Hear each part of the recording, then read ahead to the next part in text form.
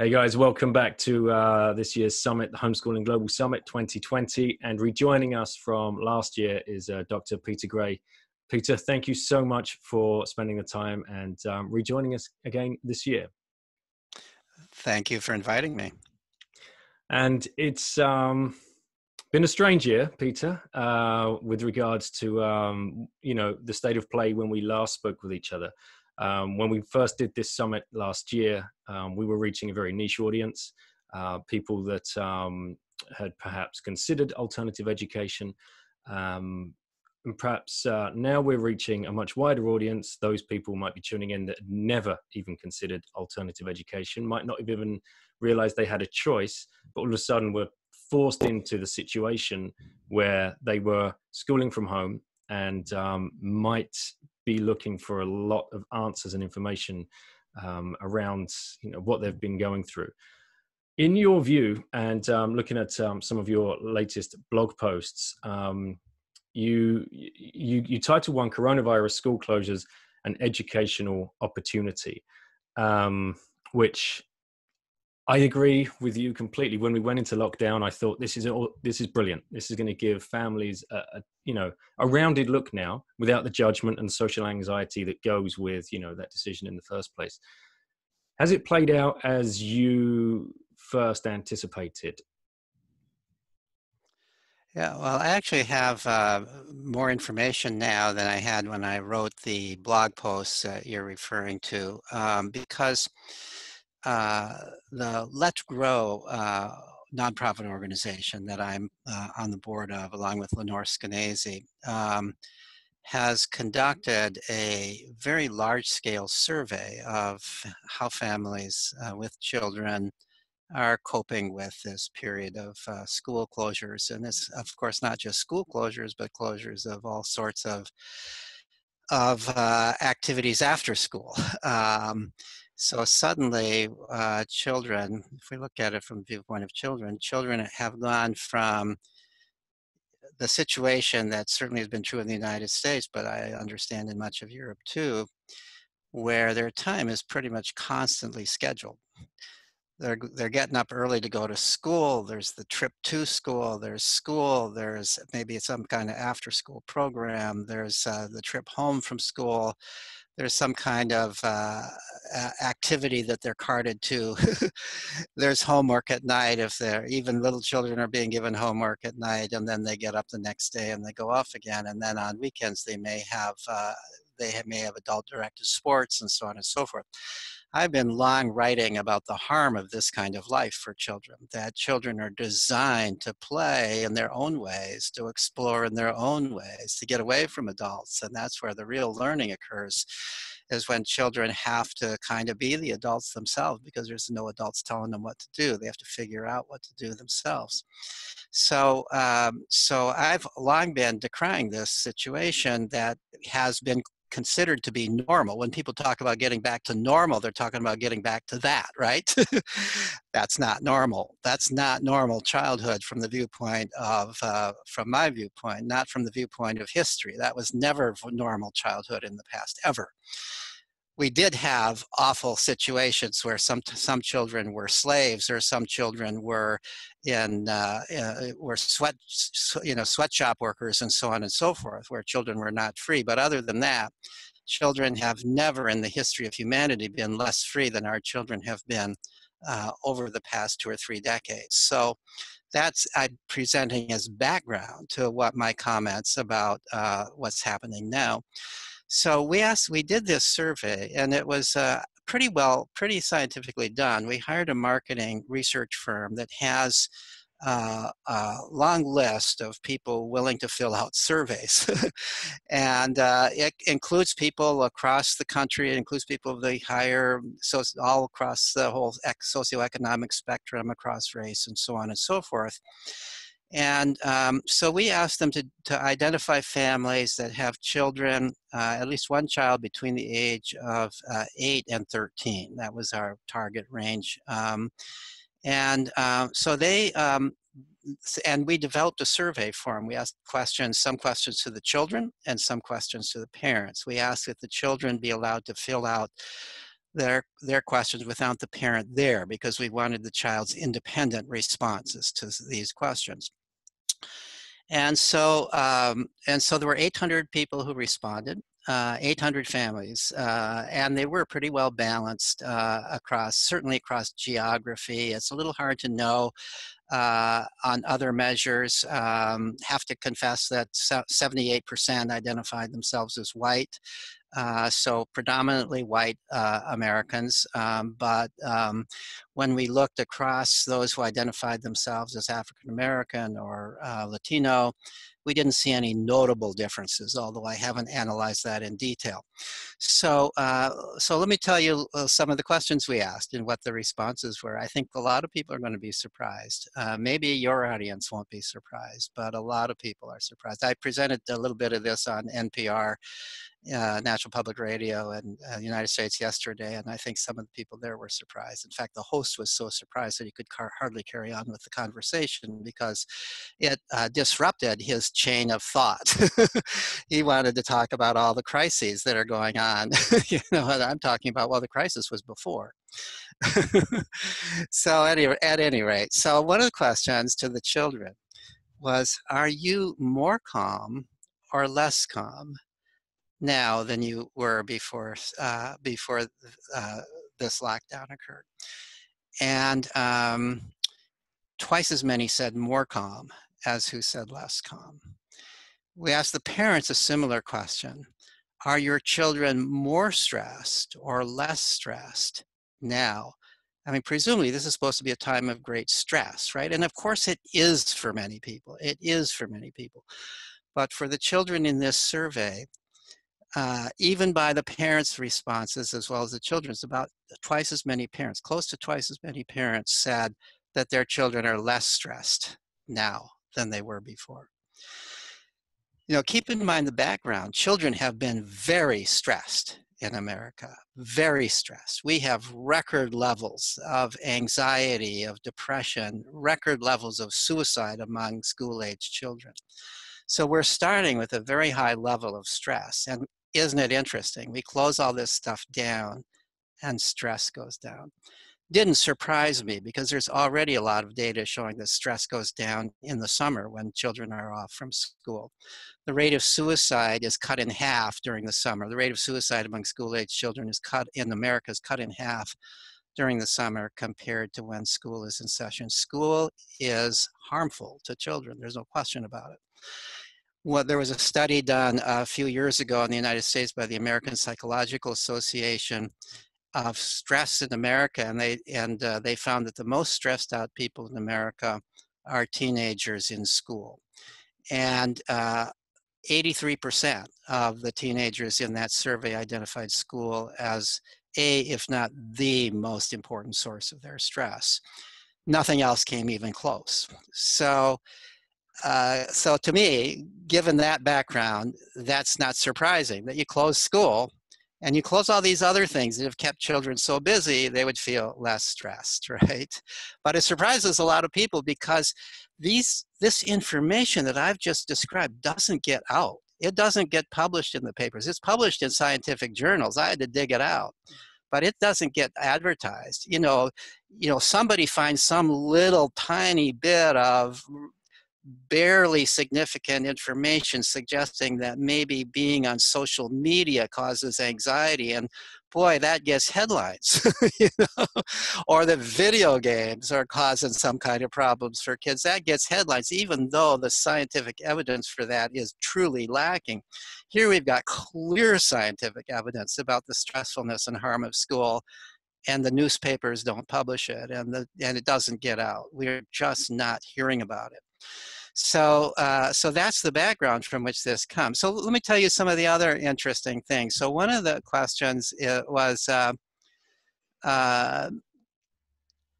of the questions had to do with the relationship between the parents and the children. So one of the questions was, to the parents, during the past week, I have had more conflicts with my child than before. Well, you would think they would. The children are around more. And yet 73% 93% disagreed with that statement, not having more conflicts with my child. We asked questions about what are your feelings? How has the children been home affected your feelings about your child? And we had a whole list of adjectives. So some of the adjectives, I'm looking at the chart of my notes here. Some of the adjectives were proud, grateful, impressed, reassured, optimistic, those kind of positive things about their children. Some of the adjectives were worried, annoyed, disheartened, disappointed. The discrepancy was huge. People were checking proud, grateful, impressed. 8 times as many people checked proud as who checked disappointed. Almost nobody was disappointed with their children.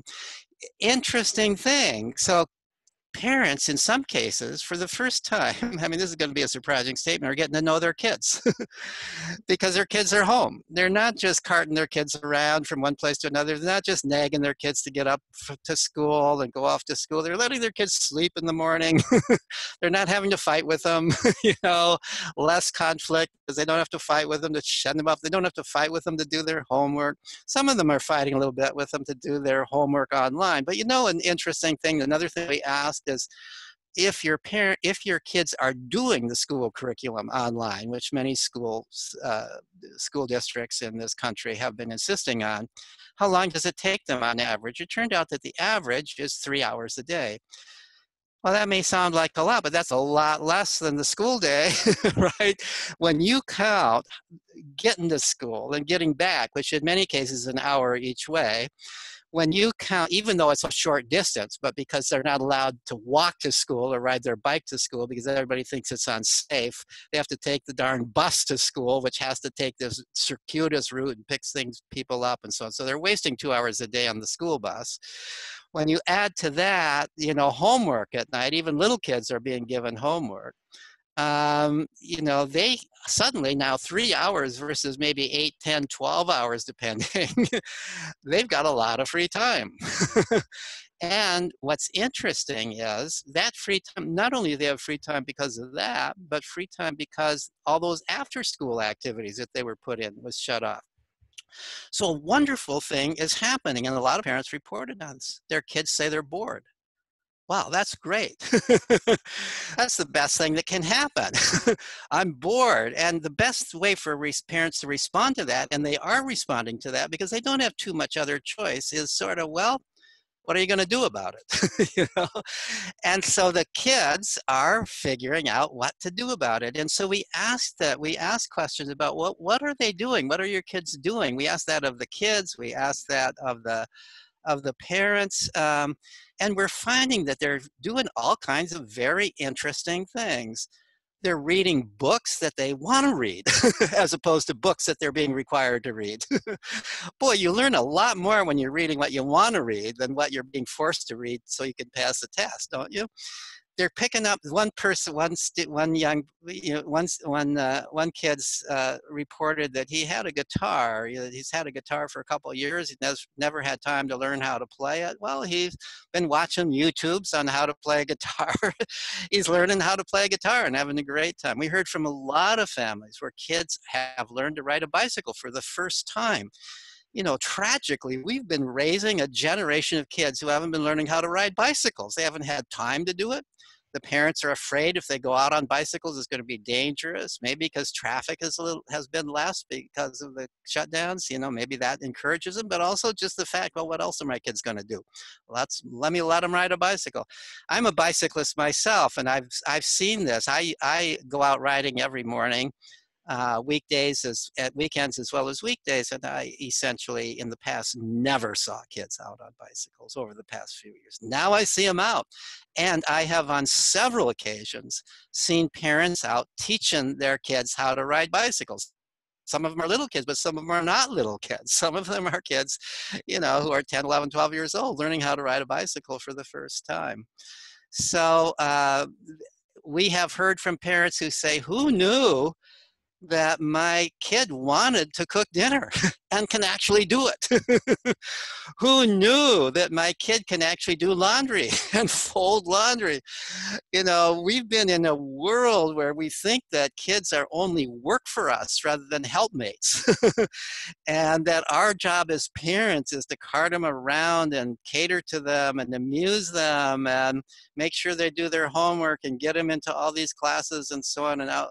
And therefore we're fighting with them when really what they want to do is to do things that actually would be kind of helpful to us and do things that are educational for themselves but not forced upon them, but are things that they have themselves chosen to do. So the survey has really presented a view of this that that is different from what most people would expect. But again, I don't want to brush under the rug the fact that there are families suffering, there are children suffering. But when you look, I would say when you're looking that this survey, I think taps the majority of people. Unfortunately, we have huge inequality in America, and the truth throughout the world, but America especially. We have huge inequality, huge unfairness. And so I'm not speaking for those people who are in serious poverty, where the loss of the job is really, really stressful for the entire family. But I don't want to neglect that point either. Okay. Yeah, amazing.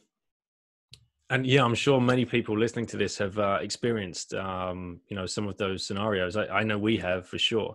Um, you know, um, to just sleep itself, that's such a huge thing. That's another thing we asked, are your kids sleeping more than before? And essentially all of them said they're sleeping more than before.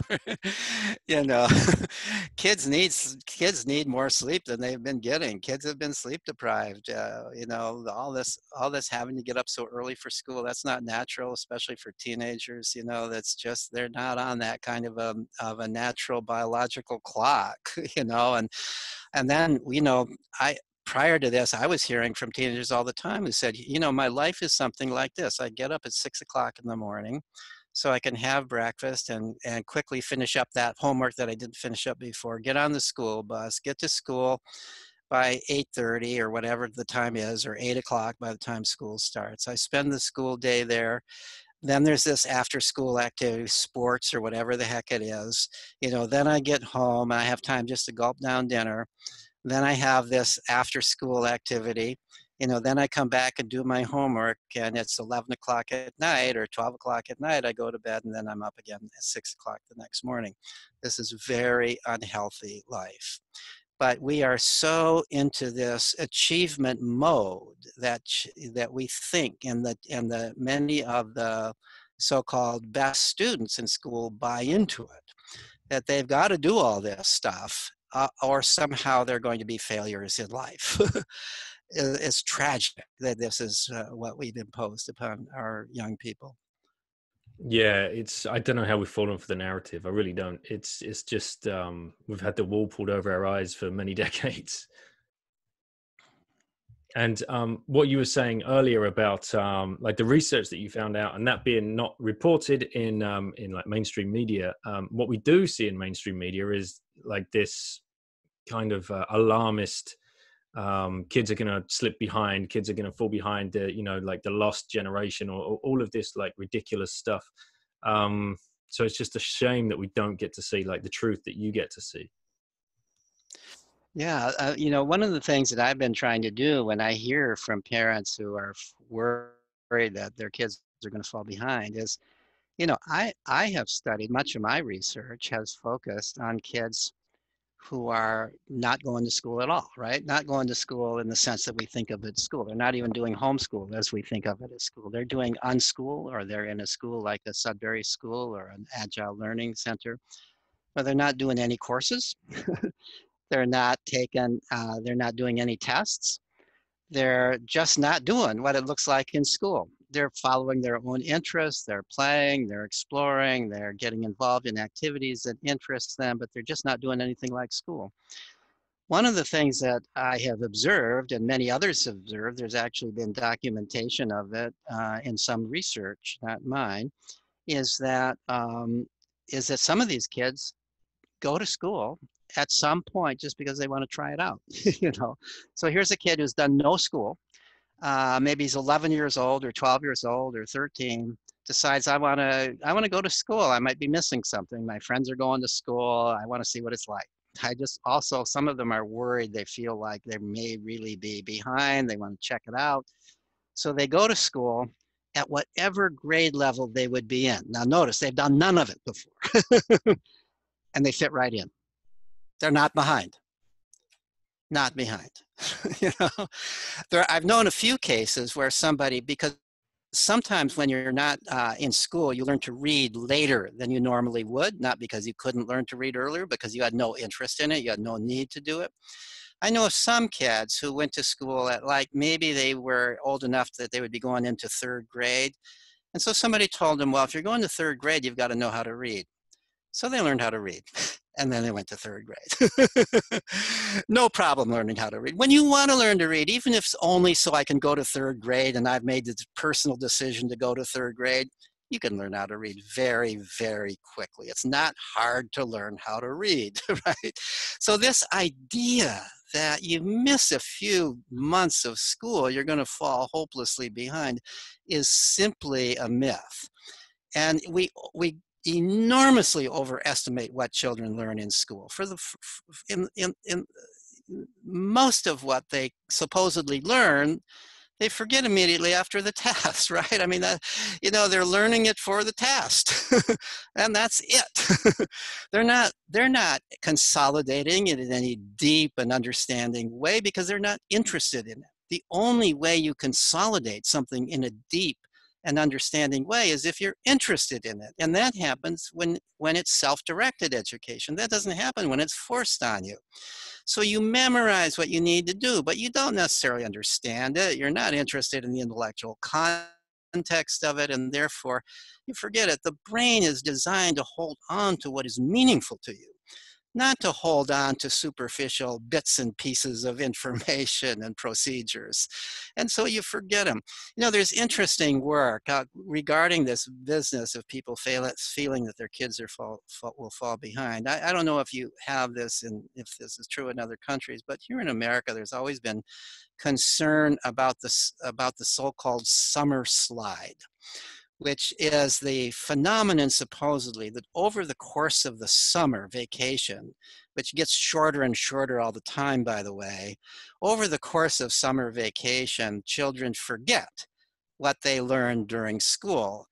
This has actually, believe it or not, been taken as a serious argument by supposedly serious people that school should continue all summer, so that they don't forget it. We don't have this summer slide over the course of the summer.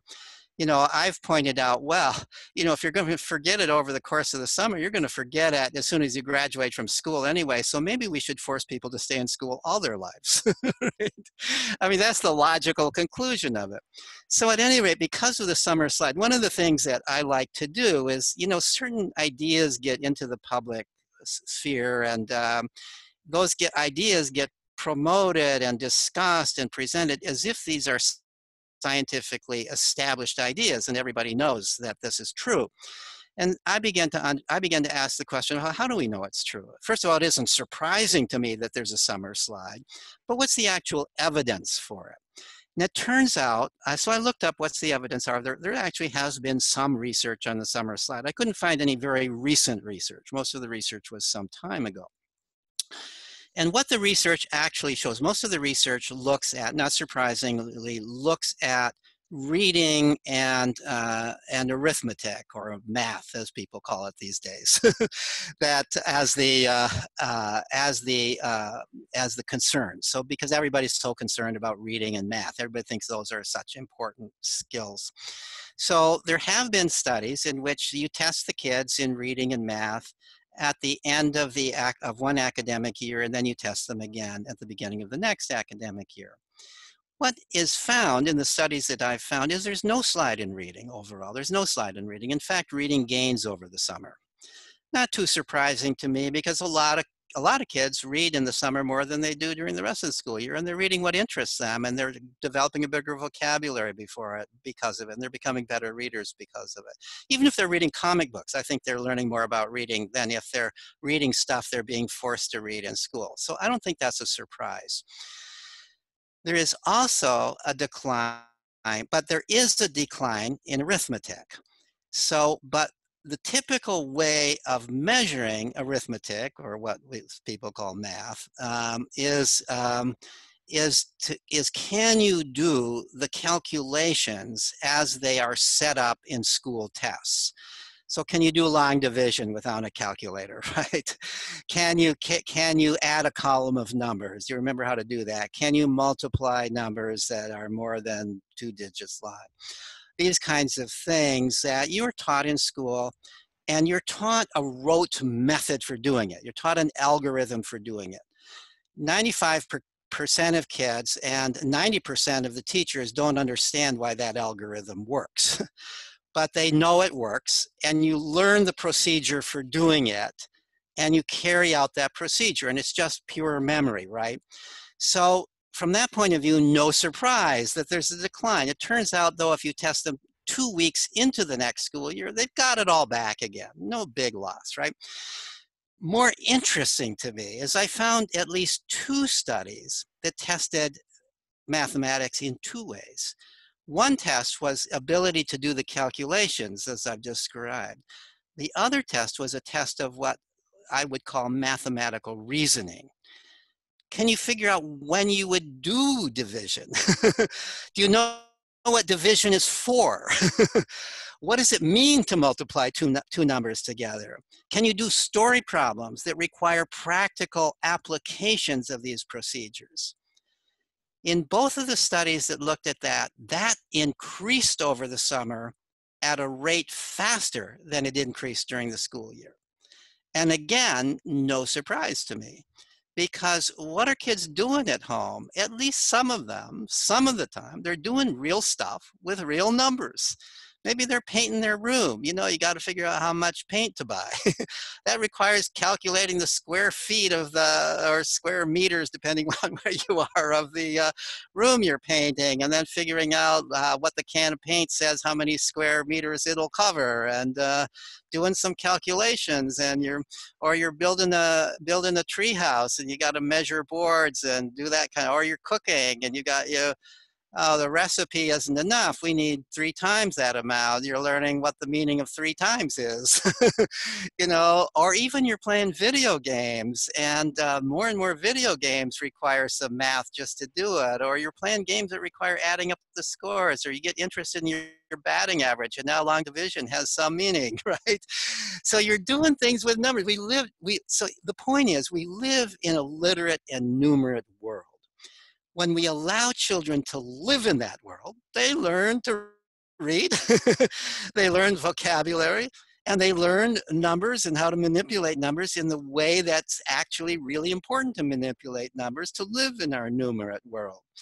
And so that's the point that is completely lost on all of this business about the summer slide, all of this business about children losing. My belief is that the children doing the things that our Let Grow study showed they're doing, they are developing intellectually right now, as well as physically, at a faster rate than they would be in school.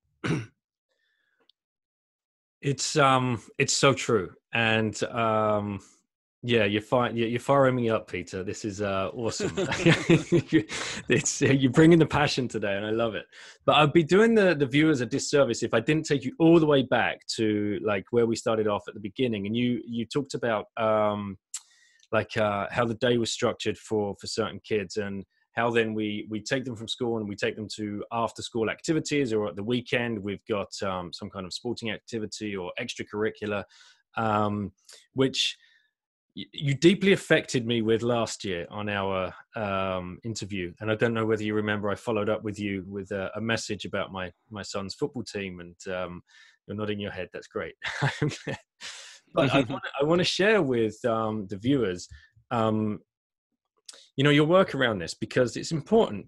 Because as parents, we we kind of fall into this trap, this narrative that, we've got to make sure that they're doing things outside of school. And of course that is important. And then I think we just kind of like we're too quick to pat ourselves on the back once we find something and force them into something, which is then, as you described, just another an adult directed activity. So if you could delve a little bit deeper into that and help people understand and bust a few more myths. Yeah, okay. Yeah, so think about it. What is the purpose of childhood? Why did natural selection produce this long period of childhood? The purpose of childhood is to become independent. The purpose of childhood is to acquire the skills, the character traits, the capacity to become independent of your parents. And you can't become independent of your parents if your parents are always telling you what to do. You can't become independent of adults if you're always in a situation where adults are solving your problems for you and where adults are telling you what to do and how to do it. The way you become independent is by playing and exploring away from adults. That's why children all over the world want to get away from adults. They want to get away from adults. We've drilled that out of some of our kids, so they are afraid of getting away from adults. But children by nature want to, certainly by the age of 4, they want to get away. They don't want the adults telling them what to do all the time. They want to do things themselves. They want to play with their friends themselves without adults telling them how to play and interrupting their play and so on. They need to, and even when it's hard for them, they need to do it. They need to learn how to solve their own problems. They need to learn how to negotiate. So what are the things that children learn when they're interacting with other children away from adults? They're learning the most important skills of life. First of all, they're learning how to create their own activities, how to take initiative. They're learning how to direct their own activities because there's no authority figure there directing them. They're learning how to negotiate with their peers. I want to do this, you want to do that. How do we solve this problem? They're learning how to deal with aggression. So somebody gets mad. Getting mad can ruin the whole thing, and it could lead to a fight or it could lead to going away, but the kids really want to play with one another. Natural selection endowed them with a strong drive to play. So they learn how to deal with getting mad. It doesn't always work. I'm not idealizing children. Fights occur and so on and so forth. People stomp off. But if we let them figure it out themselves, they learn how to deal in a constructive manner with anger. But if we step in all the time and we solve it for them, they don't learn how to do that. They're learning how to deal with fear. One of the things that children do, and all young mammals do, is play in risky ways. And why do they do that? Is because one of the most important things we have to acquire to be successful in our world, no matter what kind of mammal we are, is courage.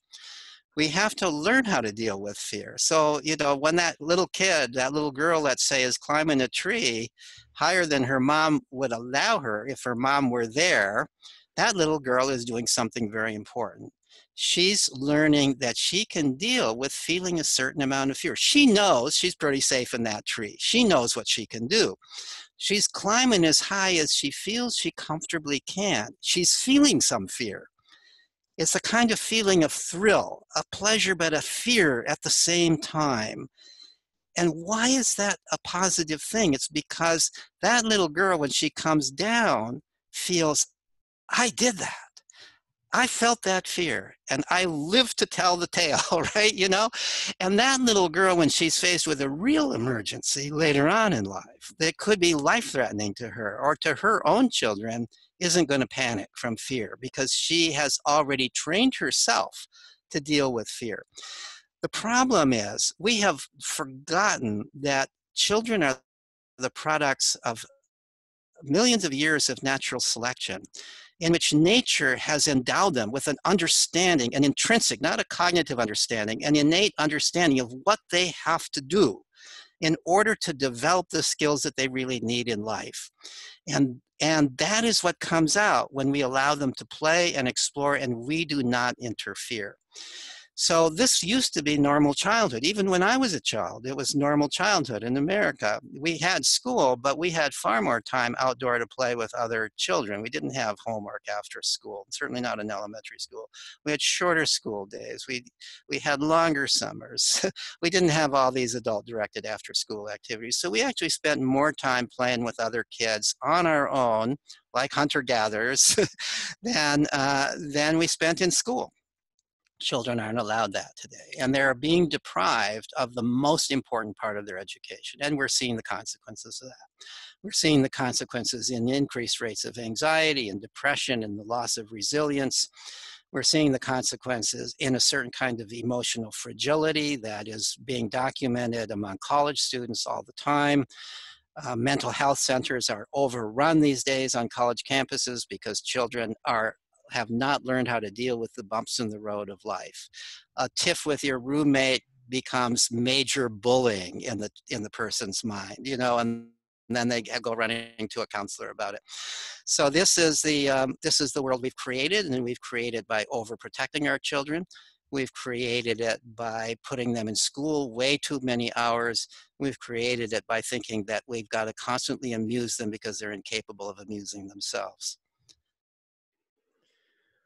Yeah, it's and this. So with all of this like evidence in front of us, and you know, it's undoubtful in my mind, but then we have somebody at Harvard University, and who comes out with this kind of damning like report about homeschooling and how homeschooling should be banned. And you wrote a response on your blog to that.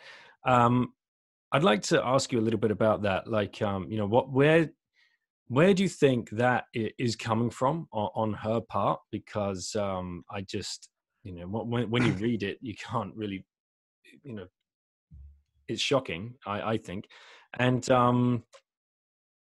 yeah, well, you scripted. Okay, well, let me, so Elizabeth Bartlett, who is a professor in the law school at Harvard, wrote an 80-page article in a law journal. I think it was the Arizona Law Journal. And there was a supposed little summary of it in Harvard Magazine. The summary of it was absolutely, I mean, first when I read it, I thought, oh, this has to be satire. And then I realized it's not satire. I mean, it's ridiculous. It shows that it's at the top is a cartoon-like drawing that shows a little girl in a tiny little house looking out of barred windows. The windows are barred, the door is locked. One of the walls of the house is made up of books, reading, math, Bible. This is the depiction of the homeschooled child in this little cartoon. She's trapped by her parents in the house. She's being drilled in Bible. She's not being allowed outdoors to interact with the other children. Now, there are other children outdoors who presumably represent the happy public school children. They're doing jump rope, they're playing, they're doing what I actually did as a kid, but which I never see kids do today, right? They're playing outdoors, they're happy, they're being children. So this was the cartoon depiction, and then the article went on to describe how homeschoolers are mostly religious fanatics who are homeschooling in order to prevent their children from learning and interacting with the rest of the world, and that homeschoolers often abuse their children, and so on and so forth. So then after reading that, I said, this little write-up in the Harvard Magazine can't represent the actual article that was actually published by presumably a recognized law journal, which one would hope would have been peer-reviewed and all that.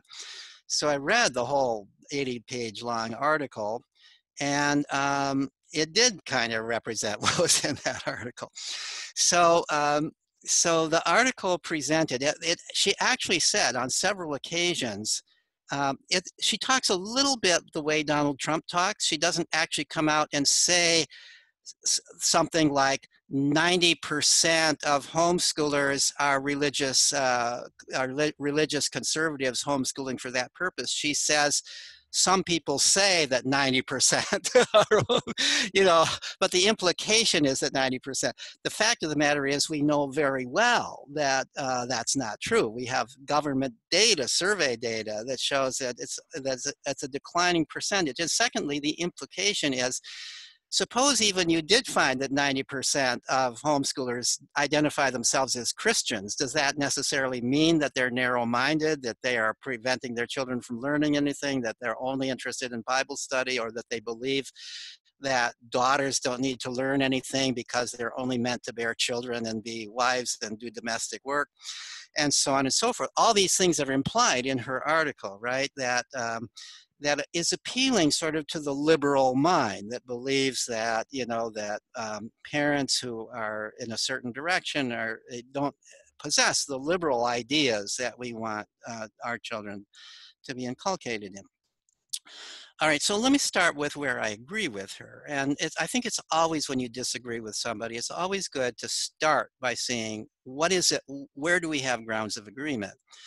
And I think we do have grounds of agreement. And I think some of the legitimacy of her argument, some of the emotional force of her argument, comes from the fact, and it is a fact, that there are some people in the United States who grew up in families that were homeschooling families and who were abused, seriously abused as children. In some cases, it was the kind of obvious abuse of physical abuse and serious emotional abuse. In some cases, it was the cases that I'm most aware of, it was moms who were mentally incompetent and suffering and needed to keep their daughters home to take care of them. And their daughters wanted to go to school, but they weren't allowed to go to school. To me, if you are preventing your child from going to school who wants to go to school, that in itself is abusive. Children should be allowed to choose. Presumably, what you're doing in homeschooling is you're offering the child an alternative to the regular school. And if the child doesn't want that alternative, you're not doing a favor for that child. So I think that is abuse. I think it's reasonable to say that any child who says, I would rather be in school than be home, has the right to go to school. And I agree with Elizabeth Bartlett on that. I also think that a problem in the United States, that there is this problem. On the one hand, it's a good thing. We believe we are suspicious of government. For good reasons, we're suspicious of government. We limit the powers of government, and we kind of value independence from government. I think perhaps we put a little bit too much value on the family itself. The family is kind of a modern invention in a certain sense, not in every sense, but you know, you look back in hunter-gatherers, and children were never regarded as the property of their parents. The children belonged to the entire band. And in a hunter-gatherer culture, if parents were being abusive to their children, somebody else would come in and say, hey, come sleep in my tent. And the parents had no right to keep the child in their tent. There was no concept that parents had the right to their child. Children had rights of their own, and it was the community's task to protect the rights of the child. So when the argument has to do with parents have sort of the ultimate right to decide how to deal with their children, I don't agree with that. I don't think parents have the right to beat their children because the Bible tells them to do so. I don't think that parents have the right to say the father is the ruler because the Bible says that. And if that's your religious interpretation and you want to, on the basis of religious rights, do that in your home, I think the state has an obligation to stop you from doing it. So that's where I agree with her. But where I disagree with her goes beyond that. Number one, this kind of abuse is also occurring in a lot of kids who are going to school. We're not catching it just because they're going to school. Secondly, that the fact of the matter is that that Elizabeth Bartlett considers to be abuse the very things that are really the reason for most homeschooling. The realization that it's not that it is actually harming children to force them to learn a curriculum that they don't want to learn, and that there's no value in their learning it. Why should everybody be learning the same little slice of information that everybody else is learning, when you can't possibly learn everything there is to know in our culture? Why not have diversity? Why not allow people to learn what they're interested in and go on in different directions? So Elizabeth Bartlett presents the argument that homeschooling should only be done by those families where one of the parents would actually be qualified to teach in public school, certified for teaching in public school, and would be teaching the same subjects as in public school. So that, of course, I couldn't possibly go along with. And that's a huge jump from saying the government has a responsibility to protect children from abuse, to saying the government has a responsibility to make sure that the children are learning the curriculum that some school authorities have decided is the curriculum that everybody should be learning. The other thing I have to say is I've already made the case that schooling, we can argue legitimately that schooling itself, as it occurs today, is child abuse. Children are suffering in school. And when you look at the US data, Department of Education survey that they do every 4 years, where they find out where children are going to school, then they find an increasing number of children being homeschooled, and they ask the homeschooling parents, why are you homeschooling? What we find is that a very large number of parents are homeschooling their children for safety issues. They believe that school has been harming their children. They can see evidence that's harming their children. And so they've taken their children out, not to abuse them, but to protect them. Yeah. And that's the majority. Only 17% in that, if I remember right, said that the primary reason that I took my child out of school was for religious reasons. Not 90%. 17%. Wow. And you're so right. Like, if you look at hunter-gatherer, for example, diversification is key, right, to the community. To, like, if you do not have diversification, that tribe is not going to last too long. So why do we teach everybody to look the same, talk the same, be the same, learn the same thing? This cannot be good for society. Well, we need diversification even more than hunter-gatherers. I mean, in a hunter-gatherer culture, you were going to be a hunter or a gatherer or a wise man or there was a lot of diversity and respect for diversity because you needed different kinds of people to be hunting with different strategies and bringing different personalities to bear on it and so on and so forth. But look at our culture. I mean, there is such diversity of kinds of careers, of information, of skills, of nobody can possibly learn more than a smidgen of it. And yet we've got a school system that is premised on the view that everybody's supposed to learn the same smidgen. What sense does that make, right? Why not allow people to devote part of their childhood to play and learning what they love to do and becoming good at it, and then they go on and pursue careers at that? One of the findings from my research on unschoolers and people attending Sudbury type schools is that a large percentage of them go on into careers that they discovered through their childhood play, that they discovered this activity. I love to build things and invent things, and so I'm going on to be an inventor, and I find a way to do it. A machinist. I love boats, and I love the water, and I'm going on to be a ship captain, and I actually enjoy mathematical puzzles, and I get intrigued by the patterns of numbers, and I'm going to go on and be a professor of mathematics. I love making YouTubes and films, and I'm going on to be a film producer. These are all actual cases. These are all actual cases that I've observed, but there are only a tiny, small number of them.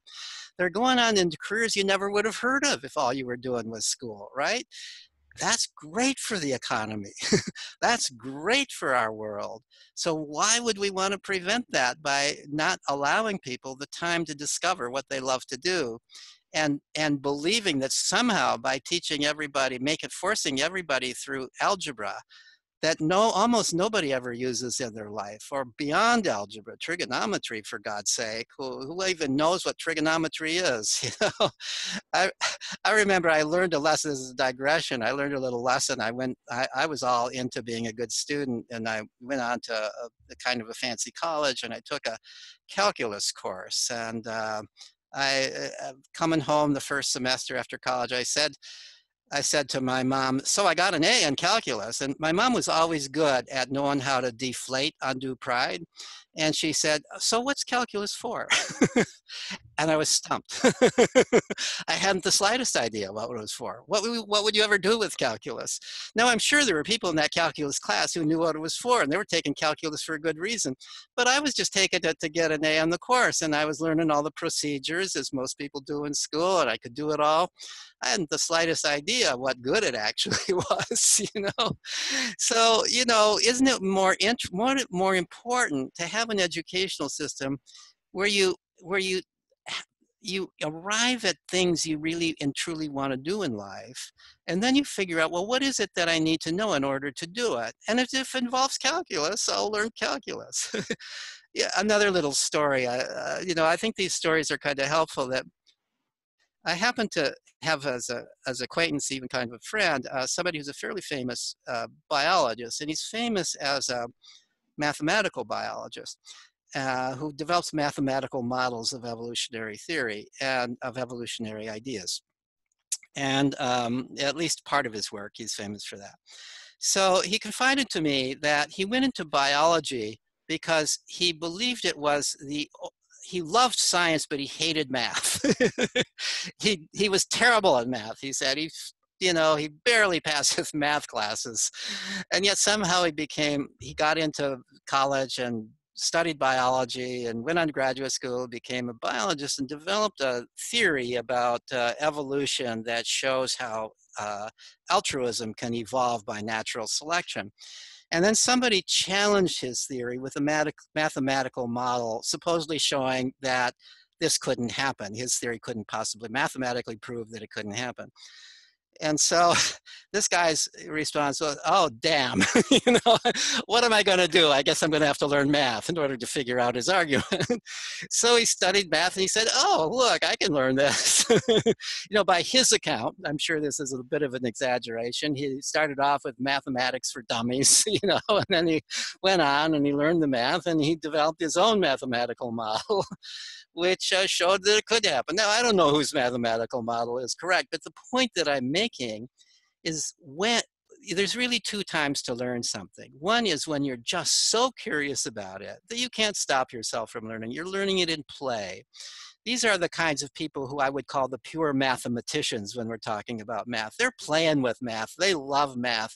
They're the same people who, as kids, just like to play with mathematical games and put numbers together and see what happens. And they would arrange jelly beans into different arrangements and figure out the concept of a square and a square root. What is a squared number? They just invent the understanding of it by playing with it. And then there's pragmatic math. You're learning it because you need to cut recipes in half, or you're learning it because you need to figure out how much paint to buy, or you're learning it because somebody's challenged your theory of evolution and you need to be able to counter that challenge. In either of those cases, the stuff that you thought you couldn't learn, you can learn it quite readily.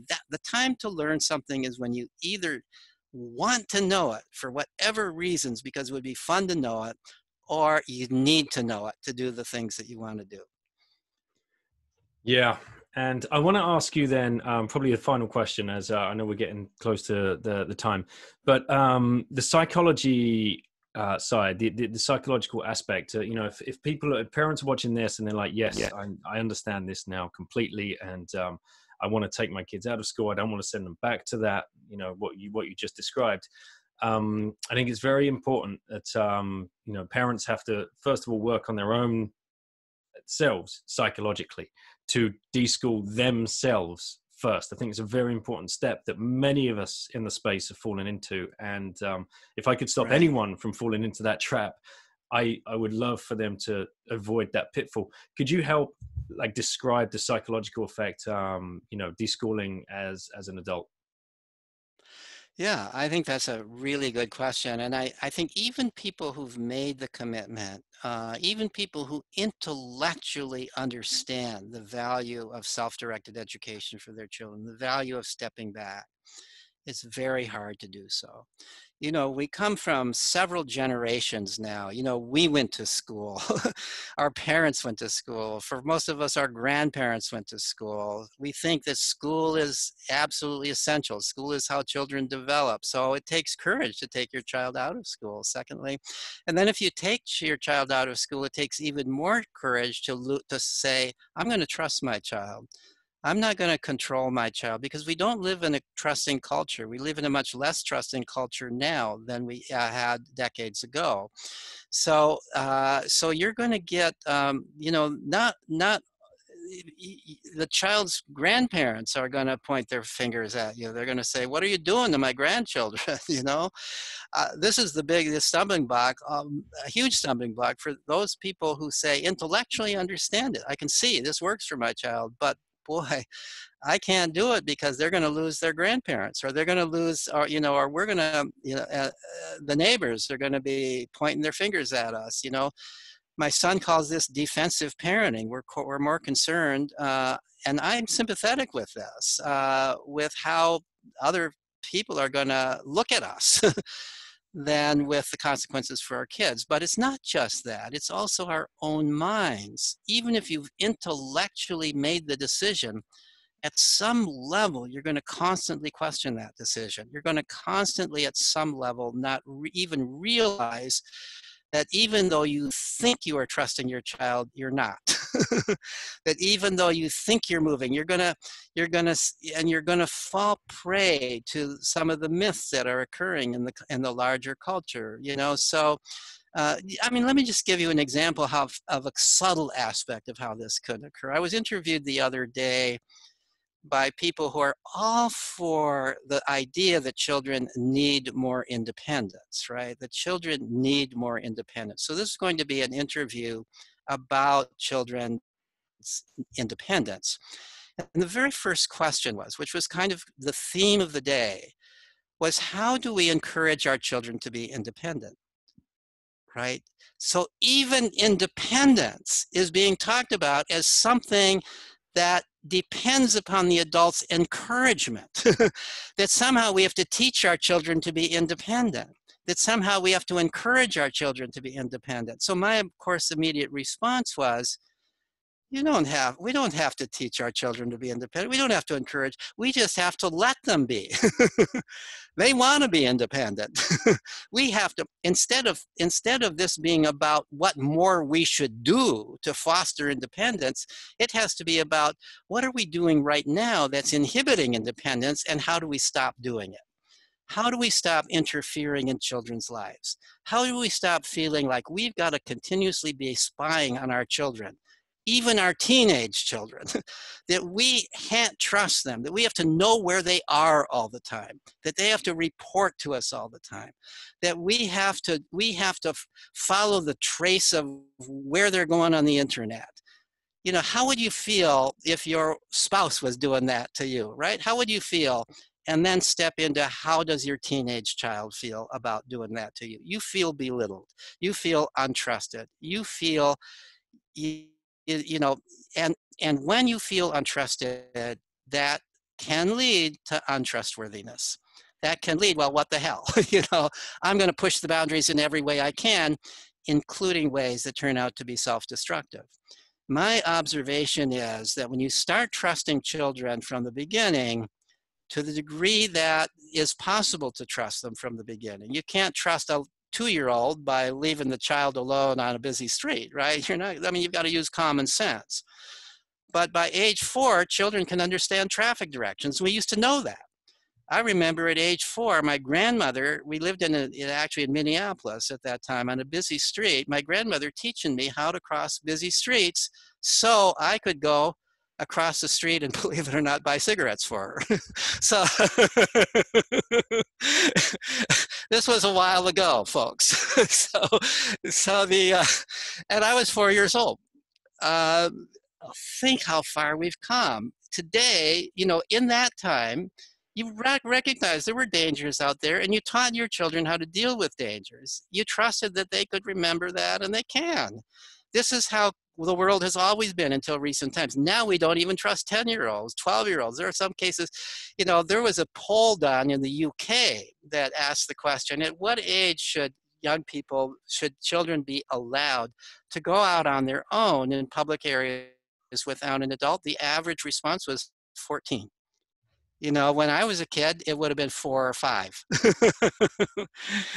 There was another study done in the UK of families, a couple of families, but were representative families who had lived in the same area, the same kind of rural area, in a relatively rural area in England for 3 generations. And so they asked the grandparents, when you were between 6 and 10 years old, how far away from home could you go on your own? And the median response was 5 kilometers. So then they asked the parent generation, the generations that's now parents. So when you were between 6 and 10, how far could you go? They could go half a kilometer. And then they asked the children, and they asked the parents of the children, how far can your 6 and 10-year-olds go? Nowhere. They're not allowed to leave the front yard. This is how we've changed over 3 generations. And I think that's typical. That's typical. That's typical of what I've observed in the time of I'm growing up. I would be in that grandfather generation. And I was allowed at the age of 5 to go anywhere on my bike, as long as I went with my 6-year-old friend who was smarter and wiser than me and would make sure I didn't get into trouble or get lost. We didn't have GPSs in those days. You could literally get lost. Now you really can't get lost, but still we don't allow kids to go out. So that's the way we've changed. And if we really want children to develop in healthy ways, we've got to at least get partly back to that. Yes, we have. It's a stark message, and probably a good place to wrap up, Peter. Thank you so much for your time. Where can people find you and your writing? And please tell people about your book as well. So my book is free to learn. It's now been out for a number of years, but it keeps being translated into more and more languages. I think it's now in 18 or 19 or 20 languages. Haven't completely caught up, but it's at least 18. So it's available pretty much in most of the common languages. And I've written a lot of academic articles. If you're interested in the academic articles, you can find some of them on the author page for the blog that I write for Psychology Today. So I write a regular blog called Freedom to Learn for Psychology Today. You can find that, just Google Peter Gray, Freedom to Learn, Psychology Today. I now have something like 180 essays there that deal with mostly with the kinds of topics we've just been talking about. But if you click on my photo on any of those blog posts, you get to the author page, and I've put there PDFs of a fair number of my academic articles for people who want to read them. And they're readable. I write pretty much the same way, whether I'm writing an academic article. But the difference between an academic article and some of the others is I'm more likely to have the actual original data for the studies that I've done. And if you're the kind of person, who I hope some of you are, who is a skeptical person, I want to know the data. I want to see the real arguments. I want to see the documentation. It's there in those articles. I would encourage you to go to them. I also, if you're interested in the Let Grow organization, go to that website. There's a wonderful film there of what some children are doing during this school breakdown. It's a well-made film that shows how children are taking advantage, becoming more and more independent, developing feelings of competence that they didn't have before. And that was Let Grow, yes? Let Grow, yeah. This is the organization that Lenore Skenazy, who wrote the book Free Range Kids, is the president of, and I am, along with her, one of the founding board members of it. Excellent. Well, Peter, thank you so much for your time and for rejoining us this year. It was an absolute pleasure. And I hope that we do this again next year, and you will come and join us again. Pleasure for me. Thank you for having me on. Bye-bye.